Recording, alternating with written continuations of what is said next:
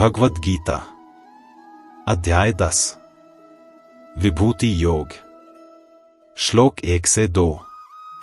श्री भगवानुवाच भूय एव महाबाहो शृणु मे परम वचः यत्तेऽहं प्रीयमाणाय वक्ष्यामि हितकामया न मे विदुः सुरगणा प्रभवं न महर्षयः अहमादिर्हि देवाना महर्षिणा च सर्वशः।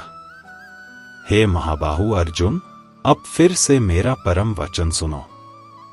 तुम मुझे प्रिय हो, इसलिए तुम्हारे कल्याण की इच्छा से मैं यह बात फिर से कह रहा हूं। न देवता मुझे पूरी तरह जानते हैं और न ही महर्षि, क्योंकि देवताओं और महर्षियों सबका मूल कारण मैं ही हूं। 9वां अध्याय प्रेम और आश्वासन के साथ समाप्त हुआ था और 10वां अध्याय उसी भावना को और गहराई से आगे बढ़ाता है। यहां श्री कृष्ण जल्दी में नहीं है। वे अर्जुन से स्नेहपूर्वक कहते हैं, एक बार फिर सुनो। यह इसलिए नहीं कि अर्जुन ने पहले ध्यान नहीं दिया, बल्कि इसलिए कि जो सत्य अब प्रकट होने वाला है वह इतना गहरा और मूल्यवान है कि उसे बार बार सुनना भी कम पड़ता है। फिर श्री कृष्ण एक बहुत ही आत्मीय बात कहते हैं, तुम मुझे प्रिय हो, इसलिए तुम्हारे कल्याण के लिए मैं यह फिर से कह रहा हूं।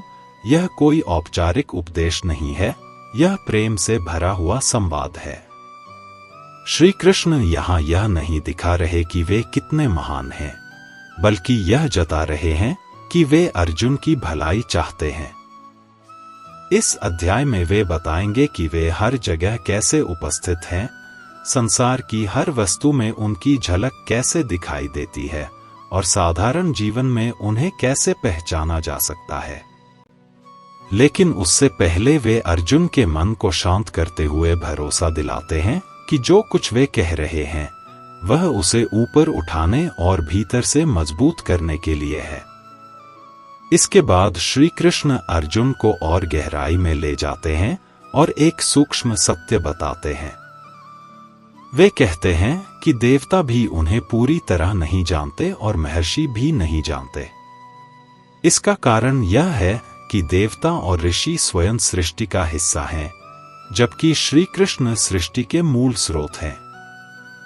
यह ठीक वैसा है जैसे कोई नदी समुद्र की शुरुआत खोजने की कोशिश करे या कोई सूर्य की किरण यह जानना चाहे कि सूर्य की जड़ कहाँ है।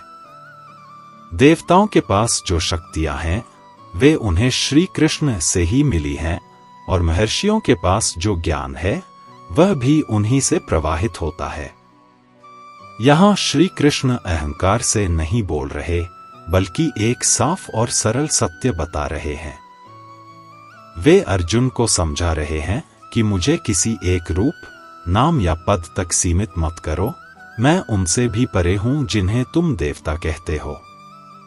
यही समझ आगे आने वाले श्लोकों की नींव बनती है, जहां श्री कृष्ण यह दिखाएंगे कि अनंत होते हुए भी उन्हें इस संसार में कैसे पहचाना और अनुभव किया जा सकता है।